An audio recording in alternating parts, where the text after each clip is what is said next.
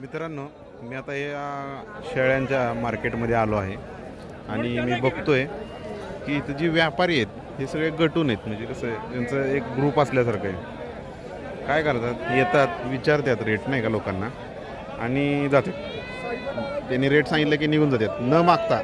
परत एक जण येतो, विचारतो, न मागताच निघून जातो. परत अजून एक जण येतो, तो पण न मागताच विचारून जातो. मग जेणेकरून जो विकणार आहे त्याला वाटलं पाहिजे की बाबा त्याची किंमत खूप आपण जास्त सांगतोय. असं 4-5 वेळा केलं की मग तो जो विकणार आहे तो किंमत कमी करतोय आणि मग नंतर ना मग व्यवस्थित हे अजून त्यात रेट कमी करून मग घेऊन जातात. म्हणजे डोकं लावतात, जरा डोक्याचा वापर करून आहे ना लोकांना बऱ्यापैकी हे केलं जातं. हे बघा आता मार्केट कसं आहे. पण जे व्यापारी आहेत विकणारी ती बरोबर रेटलाच विकते. ती इथं अशी बी काही लोक आहेत की शेतकऱ्यांच्याकडनं इथंच माल घेतात आणि परत लगेच दुसरीकडे इथंच विकायला तयार असतात. विकायला